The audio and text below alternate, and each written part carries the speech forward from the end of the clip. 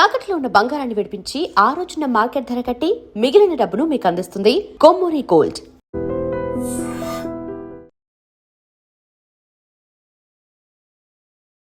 క్షణం మూవీలో మీ క్యారెక్టర్ నేమో రిషి. ఎవరో సినిమాలో విక్రమ్ వాసుదేవ్, గూఢాచార్లో వచ్చేసి అర్జున్ అని ఉంటుంది, గోపి కూడా ఉంటుంది. డెకాట్ మూవీకి వస్తే హరిదాస్, ఆ శ్రీకృష్ణుడికి సంబంధించిన ఆ రెఫరెన్స్ తో వస్తూ ఉంది. సో ఎందుకు ఈ ప్రత్యేకత? నేను సత్యనారాయణ స్వామి భక్తుడినండి. రాజమౌళి గారు ఒక ఇంటర్వ్యూలో చాలా గొప్ప మాట అన్నారు. బాహుబలి అయిపోగానే ఆయన అడిగారు, మీరు నెక్స్ట్ మహాభారతం ఎప్పుడు తీస్తున్నారండి? దానికి ఇంకా నేను ప్రిపేర్ అవ్వాలి. ఫస్ట్ టైం అంటే ఈ మాట అనొచ్చలేదో మృణాల్ మిమ్మల్ని డామినేట్ చేసింది. మీరు ఎప్పుడైనా చూడండి, లవ్ స్టోరీలో ఎప్పుడు హీరోయిన్ డామినేషన్ ఉండాలి. బ్రేకప్ తర్వాత కూడా ఆలోచించి ఒక బ్యూటీ ఉంటుంది అనమాట. యూస్ ఉన్నందుకల్లా నాకు 2 రిలేషన్స్ ఉన్నాయి. ఒకటి లవ్ ఫెయిలియర్, ఒక అమ్మాయితో బ్రేకప్ అయిపోయింది. రెండిట్లో నేను ఫెయిలియర్ ఎందుకు ఫీల్ అయ్యానంటే, రెండో అమ్మాయితో ఎవరితో బ్రేకప్ అయిందో. అభిషేక్తో మూవీ చేస్తున్నాం అంటే ఖచ్చితంగా ఒక ట్విస్ట్లు ఉంటాయి. మీతో ఎక్కువ కాలం ఆ డైరెక్టర్ ట్రావెల్ అవుతున్నారు, ఆయనకి మీరు ఒక పెద్ద టాస్క్ ఇచ్చినట్టే కదా. డెఫినెట్లీ గూఢచారి 2 లాంటి సినిమాకి అది పరిమితం, కానీ ప్రతి సినిమా అదే చేయకూడదు. డెకాట్ మూవీలో బైక్ రేజ్ ఇస్తారు కదా, ఆ బైక్ రేజ్ ఇచ్చినప్పుడు ఆ కన్నెపట 8 పడతా బైక్ స్టార్ట్ అవ్వకుండా అక్కడ ఎడిటర్ పీకే, డైరెక్టర్ శని. డెకాయిట్గా స్టార్ట్ అయ్యి ప్రేమ కథగా ఎండ్ అయ్యే సినిమా. పర్ డే కాస్ట్ ఎంత అనేది నేను చాలా జాగ్రత్తగా చూసాను.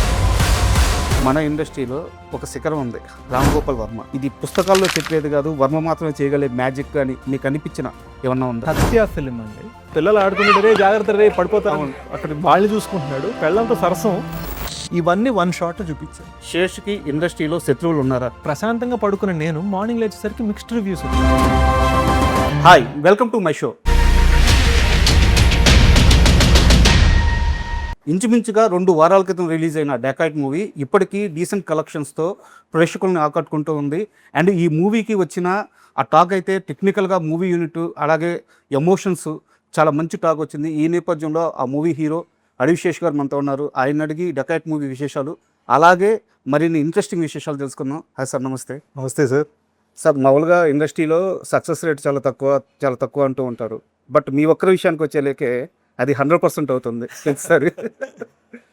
ప్రయత్నం సార్, అంటే మనకి అదృష్టం తోడవ్వాలి, దేవుడు తోడవ్వాలి, ప్రజలు తోడవ్వాలి. అండ్ డెకాయిట్ విశేషంలోకి వెళ్ళే ముందు నా దగ్గర ఒక ఇంట్రెస్టింగ్ క్వశ్చన్ ఉంది. సో దాని నుంచి స్టార్ట్ చేద్దాం. మనకి క్షణం మూవీలో మీ క్యారెక్టర్ నేమో రిషి. అవును. ఎవరో సినిమాలో వాసుదేవ్, విక్రమ్ వాసుదేవ్. అలాగే గూఢాచార్లో వచ్చేసి అర్జున్ అని ఉంటుంది, బట్ గోపి కూడా ఉంటుంది. అండ్ ఈ మూవీ విషయానికి వస్తే, డెకాట్ మూవీకి వస్తే హరిదాస్. అంటే ప్రతి సినిమాలో మీ రైటింగ్ ఉన్న ప్రతి సినిమాలో మీ క్యారెక్టర్ నేము శ్రీకృష్ణుడికి సంబంధించిన ఆ రెఫరెన్స్తో వస్తూ ఉంది. సో ఎందుకు ఈ ప్రత్యేకత? నేను సత్యనారాయణ స్వామి భక్తుడినండి. సో నాకు ఎప్పుడు అది ఉంటుంది. All Vishnu, lord Vishnu related names ఉంటాయి నా సినిమాల్లో. ఎప్పుడు కూడా చూడండి. అదే మా చెల్లెలు శివభక్తురాలు, అది వేరే విషయం. But I have that. నాకు ఇన్ఫ్యాక్ట్ మా చెల్లెలకి మొన్నే బాబు పుట్టాడు, నేను కేశవ్ అని పేరు పెట్టా. ఓకే. సో అది ఉంది నాకు. అండ్ డెకాట్ విషయానికి వస్తే హీరోయిన్ క్యారెక్టర్ నేము యాక్చువల్గా ఇక్కడ హరిదాస్ అయితే అక్కడ లక్ష్మి ఉండాలి, బట్ సరస్వతి అని పెట్టారు. కాన్సెప్ట్ ఓరియంటెడ్గా కాన్షియస్గా పెట్టిన పేరేనది, అంటే కథ ప్రకారం. అంటే తనకి మీరు చూస్తే సినిమాలో హరి కన్నా ఒక బెటర్ మెచ్యూరిటీ ఉంటుంది తనకు సినిమాలో. కరెక్ట్. సో ఇద్దరు ఒకే ఏజ్ వాళ్ళైనా, అండ్ మనం కొంచెం పూర్తిగా చెప్పం కానీ సేమ్ కాలేజే, పక్క కాలేజ్ వాళ్ళ అన్నట్టు చూపిస్తాం. బిగినింగ్లో కాలేజ్లో నేను మీకు మంచి ఫ్యాన్ అండి అంటాడు.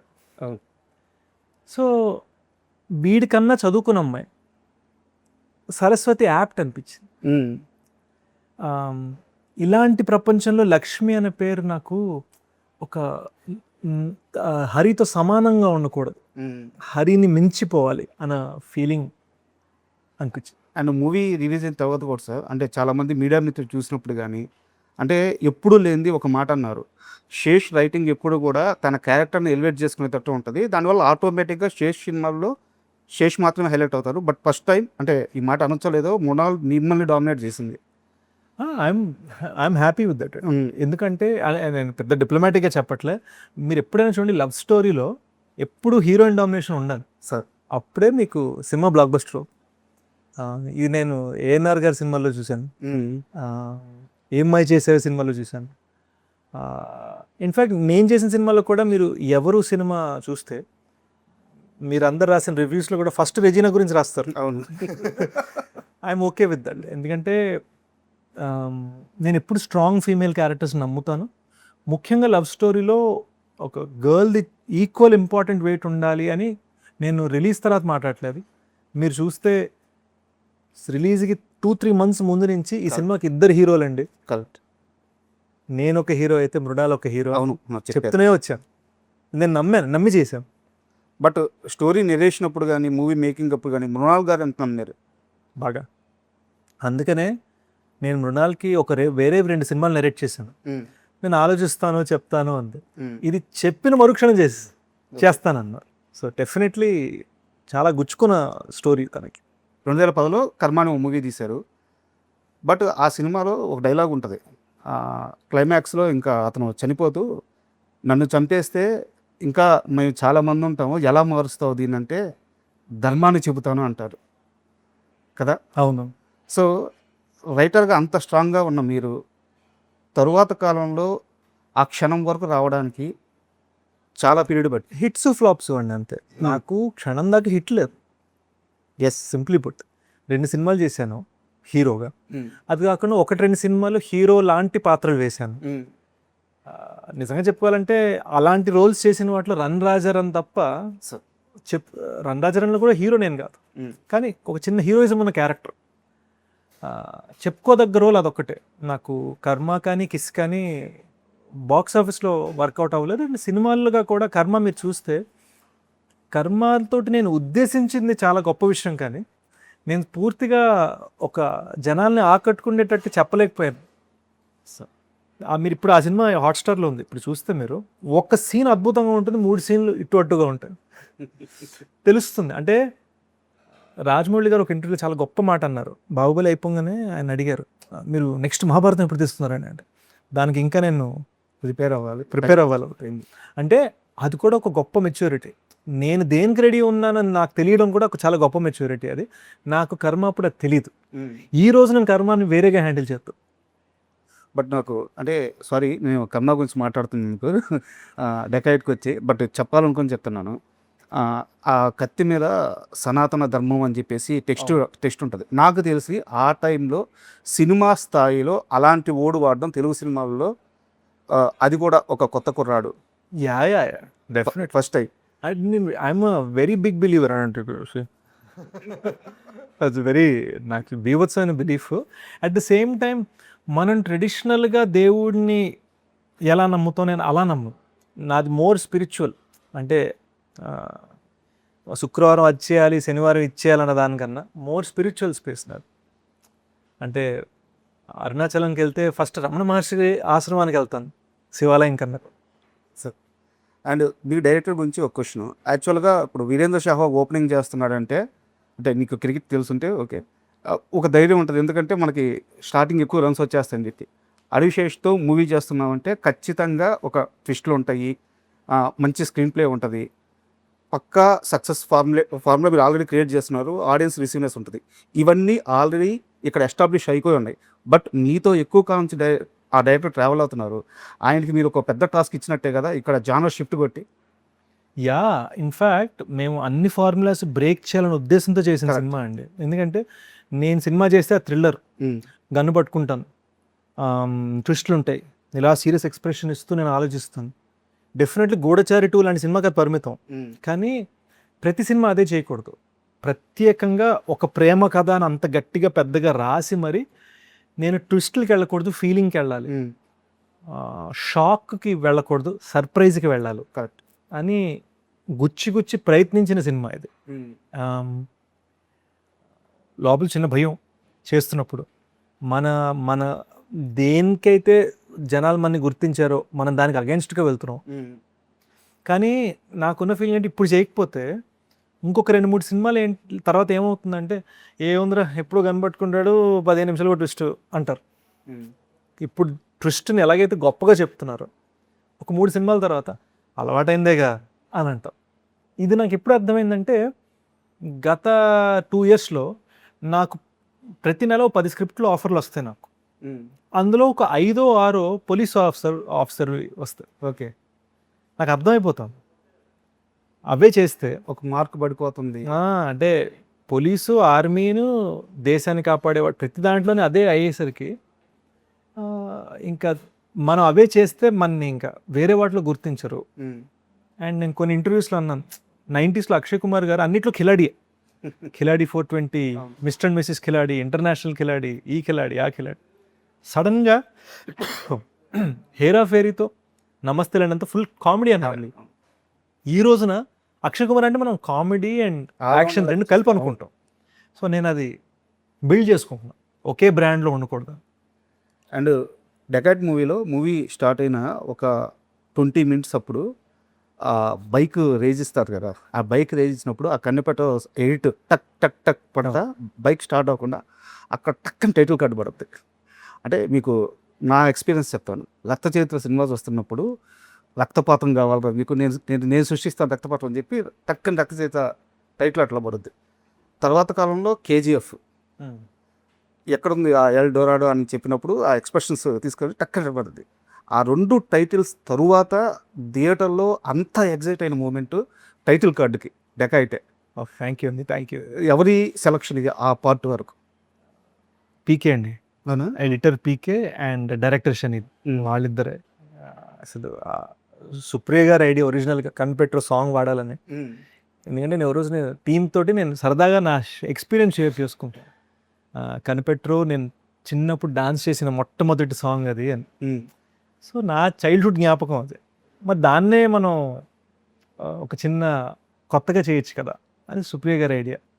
మీరు చూస్తే అదే టైటిల్ కార్డ్ సీన్లో కింగ్ నాగ్ ఫ్యాన్స్ అని ఆటో మీద రాసి ఉంటుంది. చిన్న ఇంట్రెస్టింగ్గా కనిపెట్టు అని వాడేమో. అంత ఎక్కువసేపు ఉండదు సినిమాలో, బట్ బ్యూటిఫుల్గా చేయాలనిపించి. Correct. And at the same time మీరు చూస్తే సినిమా టైటిల్ డెకాయిట్ ఒక ప్రేమ కథ, ఒట్టి డెకాయిట్ కాదు. సో మేము ఈ సినిమాకి 2 టైటిల్ కార్డ్స్ ఇచ్చాం. అంటే నా ఉద్దేశం ఏంటంటే సినిమా బిగినింగ్లో డెకాయిట్ టైటిల్ పడుతుంది మీరు అన్న చోట, సినిమా లాస్ట్ షాట్ తర్వాత ఒక ప్రేమ కథ టైటిల్ కార్డ్ పడుతుంది. సో మేము 2 టైటిల్ కార్డ్స్ ఇచ్చాం, ఎందుకంటే జస్టిఫికేషన్ డెకాయిట్గా స్టార్ట్ అయ్యి ప్రేమ కథగా ఎండ్ అయ్యే సినిమా. అండ్ నేను ఇప్పుడు మాట్లాడేది నేను సినిమా గురించి మాట్లాడట్లేదు, శేషు గురించి మాట్లాడట్లేదు.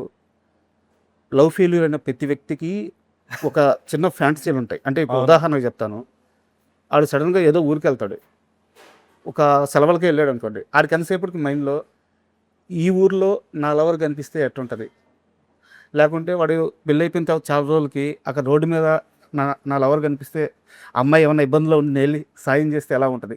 ఇలాంటి ఫ్యాంటసీలు లవ్ ఫెయిల్యూర్ అయిన ప్రతి ఒక్కరికి, వన్ సైడ్ లవ్ చేసే వాళ్ళందరికీ ఈ ఫ్యాంటసీలు అంటే చిన్న చిన్న కోరికలు తన ముందు ఇంప్రెషన్ తెచ్చుకోవడానికి. షేష్ సినిమాల్లో స్టోరీ లైన్స్ చూస్తే ప్రతిసారి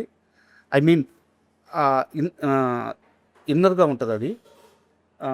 ఎందుకు మీకు అంటే నాకు ప్రశ్న అర్థమవుతుంది, లవ్ ఫెయిల్యూర్ ఎందుకు ప్రతి సినిమాలో ఉందంటున్నారు? లవ్ ఫెయిల్యూర్ కాదు, ఆ లవర్కి హెల్ప్ చేయడం కానీ లేదా లవర్ గురించి ఆలోచించడం కానీ, బ్రేకప్ తర్వాత అంటే బ్రేకప్ తర్వాత కూడా ఆలోచించి ఒక బ్యూటీ ఉంటుంది అనమాట.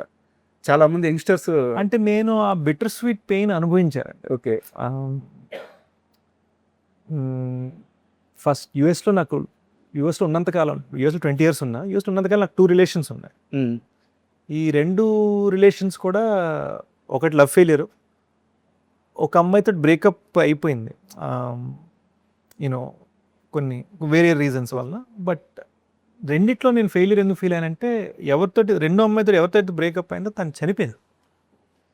So I was not able to take that. మనం బ్రేకప్ అయినా అవ్వకపోయినా వాళ్ళు కరెక్ట్. అండ్ ఎవరితోటైతే లవ్ ఫెయిల్యూర్ అయిందో తన మ్యారేజ్ నా పుట్టినరోజు నాడు అయింది. సో అది ఎక్కడో ఉండిపోయింది. అండ్ లక్కీగా నాకు ఒక 10-15 ఏళ్ల తర్వాత తెలిసింది ఏంటంటే తన మ్యారేజ్ నా బర్త్డే నాడు అనుకున్నారట, దానికి 1 week తర్వాత చేశారట. మీకు ముహూర్తాలు 2-3 ముహూర్తాలు ఇచ్చారు, ఈ ముహూర్తం బదులు ఈ ముహూర్తం చేశారని తర్వాత తెలిసింది నాకు. కానీ పెళ్ళైన ఫస్ట్ 10 years నేను టీనేజ్లో, ఆ 10 years నా బర్త్డే ఎప్పుడు వచ్చినా కూడా అమ్మ ఈరోజు పెళ్ళైంది కదా అనుకునేవాడిని. మీరు ఎలాగైతే ఒక ఏరియాకి వెళ్ళి లవ్ ఫెయిల్యూర్ గురించి ఆలోచిస్తూ ఉన్నారు, నా బర్త్డే వస్తే చాలు నాకు నా లవ్ ఫెయిల్యూర్ గుర్తొచ్చేది ఫస్ట్. అంతే కదా.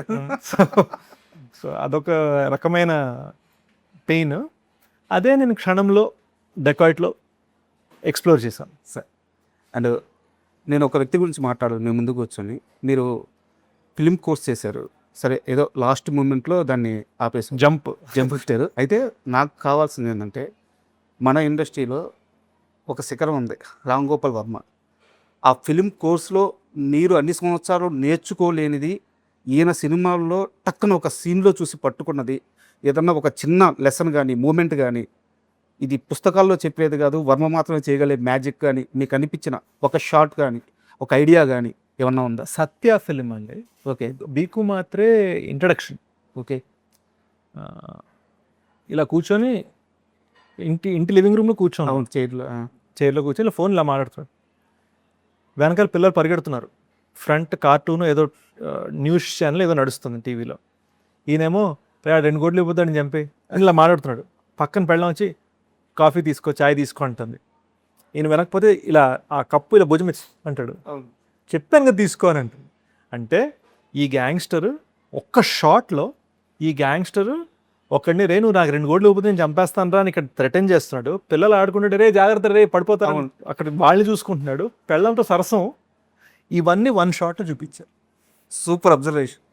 అండ్ మీకు తెలుసా లేదో వర్మ సత్య సినిమా గురించి చెప్పింది ఇదే.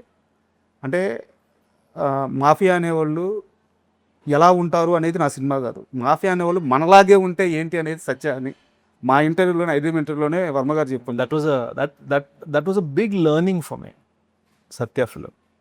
అండ్ మళ్ళీ డెకట్ విషయానికి వస్తే యాక్చువల్గా సినిమాలో అనురాగ్ కశ్యప్ గారిది చాలా ఇంపార్టెంట్ రోల్. బట్ ఓపెన్గా స్టేట్మెంట్ ఇవ్వచ్చేమో, ఇండియన్ సినిమాలోనే ఒక అద్భుతమైన స్క్రీన్ ప్లే రైటర్ అయినా అండ్ డైరెక్టర్ కూడా. బట్ ఆయన స్క్రీన్ ప్లేలో మ్యాజిక్ ఉంటుంది. అండ్ ఈ మూవీలో నటించేటప్పుడు ఆయన ఈ కథ విన్నాక, ఈ స్క్రీన్ ప్లే విన్నాక, సినిమా షూటింగ్లో కానీ లేదా సినిమా షూట్ ముందు కానీ, రిలీజ్ అవ్వకముందే మీకు ఇచ్చిన కాంప్లిమెంట్ ఏంటి? ఒక బ్యూటిఫుల్ మాట అన్నారు. ఫస్ట్ ఫ్యూ డేస్ ఆయన షూట్ చేస్తున్నప్పుడు వీళ్ళు ఎందుకు ఈ సీన్ ఇంతసేపు తీస్తున్నారు, నేనైతే ఒక షాట్లో తెక్కకూడదును ఈ సీను, ఆ సీన్ అయితే వీళ్ళు 4 రోజులు తీస్తున్నారు, నేను 2 డేస్లో తెక్కకూడదును అని ఆయన లోపల నుంచి ఫీలింగ్స్ పుట్టుకొచ్చేవట. డబ్బింగ్ అప్పుడు ఆయన ఎడిట్ చూసేసరికి అమ్మ ఇలా తీసారా దీన్ని అని చాలా హ్యాపీ ఫీల్ అయ్యారు. ఓకే, అది చాలా ఆనందంగా అనిపించింది. అండ్ శేష్ గారు, నాకు చిన్న doubt. Hero, screen play writer and అంటే ఈ మల్టీ టాస్కింగ్ అనేది, థింగ్స్ హ్యాండ్లింగ్ అనే దాని మీదే ఆధారపడి ఉంటుంది. నాకు మళ్ళీ ఒక చిన్న ఎగ్జాంపుల్, నేను మళ్ళీ మీ ఫస్ట్ మూవీకి వెళ్తున్నాను. దాంట్లో మీకు ఫ్యూచర్ తెలుస్తుందని చెప్పడానికి చాలా చేయొచ్చు, బట్ అక్కడ బడ్జెట్ కంట్రోల్ ఉంటుంది. మీకు ఒక టేప్ రికార్డర్ దగ్గర తీసుకెళ్ళి హీరోయిన్ని ఏదో పాట, నాగార్జున గారి పాట చెప్తారు, కానీ అటు మార్చంగానే నాగార్జున గారి పాట ప్లే అవుతుంది అనమాట. సింపుల్గా మీకున్న సోర్సెస్లో సినిమా మొత్తానికి అద్భుతమైన సీన్ చెప్పడం, అంటే మీ ఎర్లీ స్టేజ్లోనే ఆ థింగ్స్ హ్యాండిలింగ్ చేయడం అనేది మీకు అలవాటు అయిపోయింది. అంటే necessity is the mother of invention, English సామెత కదా. సో అది ఎప్పుడు నాకు చిన్నప్పుడు నాకు సరే బాగా ఇష్టం అండి. సో మీరు చెప్తుంది కర్మ సినిమాలో సీన్ అండ్ ఇక్కడ కనిపెట్టరు వాళ్ళు. ఒక్కటి ఏంటంటే హీరోగా నా కెరీర్ని నిలబెట్టుకోవడానికి కోసం నేను చేస్తున్న టాస్క్స్ ఇవి. సో నేను దీన్ని మల్టీ టాస్కింగ్గా భావించను. ఒక హీరోగా నేను ఒక విగ్రహం కట్టుకుంటున్నాను, ఆ విగ్రహాన్ని నిలబెట్టే స్టేజ్, ఆ స్టేజ్, ఆ ప్లాట్ఫామ్ అన్నది ఈ మల్టీ టాస్కింగ్. అక్కడి నుంచి, అంటే మీరు చెప్పిన ఆ స్టేజ్ నుంచి ఈరోజు ఒక లగ్జరీ వచ్చింది మీకు సినిమా మేకింగ్లో. శేష్ అడిగినంత బడ్జెట్ ఇవ్వచ్చు, కళ్ళు మూసుకొని ఇవ్వచ్చు, శేషుని కళ్ళు మూసుకొని నమ్మవచ్చు, అది ఒక లగ్జరీ అనుకోవచ్చు. సో అక్కడి నుంచి ఇక్కడ దాకా ప్రయాణం ఏమనిపిస్తుంది? డెకాయిట్ మీకు ఇచ్చిన ఆ కాన్ఫిడెన్స్ ఏంటి?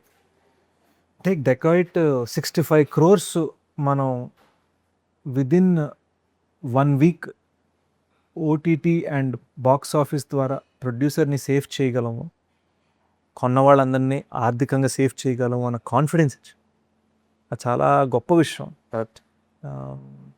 నాకు తెలిసి చాలామంది దాన్ని హ్యూజ్ పిఆర్ బ్లాస్ట్గా చేద్దును, నాకు అది చేయడం రాదు. ఎందుకంటే నేను ఎక్కువ దాని మీదే వెళ్ళానంటే క్రియేటివిటీని వదులుకుంటున్నాను అన్న ఫీలింగ్ వస్తుంది. నా ఉద్దేశం అది కాదు, కానీ నేను ఎప్పుడు ప్రొడ్యూసర్స్ యాక్టర్ని. సార్. ఎందుకంటే నేను నా ఫస్ట్ 2 ఫిల్మ్స్ నేను ప్రొడ్యూస్ చేసుకొని మార్నింగ్ షో నుంచి మ్యాట్నీ షో లోపల అయ్యేలోపు నా సినిమాని తీసేయడం జరిగింది. సో పోస్టర్ ఖర్చులు కూడా రాకపోవడం అంటే ఏంటో నాకు తెలుసు. So I'm a producer first నా మైండ్లో వీటన్నిటికీ ముందు. సో ప్రొడ్యూసర్ని సేవ్ చేయటం నాకు ఎంత ముఖ్యం అనేది ఒక బ్యూటిఫుల్ కాన్ఫిడెన్స్ ఇచ్చింది sir. At the same time నా సినిమా వరకు ఎన్ని రోజులు తీసాము అనే దానికన్నా పర్ డే కాస్ట్ ఎంత అనేది నేను చాలా జాగ్రత్తగా చూసుకుంటాను సార్. సో 149 days సినిమా చేసిన యూజువల్గా మిడ్ బడ్జెట్ సినిమా అంటే 25 లక్షలు 30 లక్షలు పర్ డే అయిపోతుంది. మంది 10-12. Last 2 more questions sir. యాక్చువల్గా క్లాస్ టాపర్ ఉంటాడు, ఆడికి ఎప్పుడు 95-97 మార్క్స్ వస్తూ ఉంటాయి. ఆడికి ఎప్పుడైనా 90 కంటే కొంచెం తక్కువ వస్తే పట్టుకోవాలని క్లాస్ మొత్తం వెయిట్ చేస్తూ ఉంటుంది. ఇండస్ట్రీలో శేష్ని అలా పట్టుకోవాలని డెకాయిట్ రిలీజ్ అయినా డే 1 ట్రై చేశాడు, బట్ డే 2కి మొత్తం మారిపోయింది. శేష్ మళ్ళీ దొరకలేదు, బట్ డే 1 గట్టిగా ట్రై చేశారు. శేష్కి ఇండస్ట్రీలో శత్రువులు ఉన్నారా? Not at all. I don't believe that. I don't think it's that అండి. నేను వేరే ఇందాక ఒక ఇంటర్వ్యూలో అన్నాను ఏంటంటే నాకు ఒక్కొక్క సినిమా మీద ఒక్కొక్క ఎక్స్పీరియన్స్ జరిగింది. ఎవరు సినిమా చేసినప్పుడు ఇండస్ట్రీ ఇచ్చిన రివ్యూస్ నాకు పబ్లిక్ నుంచి రాలా. రీమేకే కదా, మొన్నే హిందీ బద్లా వచ్చింది కదా, రీమేకే మొత్తం అంతా హోటల్ రూమ్లో కొట్టిసేరట కదా, ఇలా అన్నారు. గూఢచారి అంత లేదులే, అంత అందులో యాక్షన్ కూడా లేదు కదా, ఇలా తీసి పడేసేవారు సినిమాని. ఇప్పుడు ట్విట్టర్లో ఆ క్లైమాక్స్ వైరల్ అయ్యి మళ్ళీ లేచింది సినిమా. ఇప్పుడు అంటున్నారు ఎవరు సినిమా నుంచి నేను మీకు ఫ్యాన్ అండి, ఎవరు సినిమా నుంచి నాకు మీ సినిమాలు బాగా ఇష్టం అండి. రిలీజ్ అయిన 2 years దాకా ఎవరు సినిమా గురించి పుకారే లేదు పబ్లిక్ నుంచి సార్. ఇక్కడ ఇది ఒక ఎక్స్పీరియన్స్. ఇండస్ట్రీ నుంచి సపోర్ట్ వచ్చింది కానీ పబ్లిక్ నుంచి రాలా. ఇక్కడ డెకాయిట్ మార్నింగ్ ప్రశాంతంగా పడుకున్న నేను మార్నింగ్ లేచేసరికి మిక్స్డ్ రివ్యూస్ వచ్చాయి. మిక్స్డ్ అంటే నేను కోడ్ వర్డ్గా మాట్లాడితే కొంతమంది నచ్చింది, కొంతమంది నచ్చలేదు. Genuine public matinee show first show దగ్గర నాకు అర్థమైంది నా కెరీర్ బిగ్గెస్ట్ ఓపెనింగ్ అవుతాను.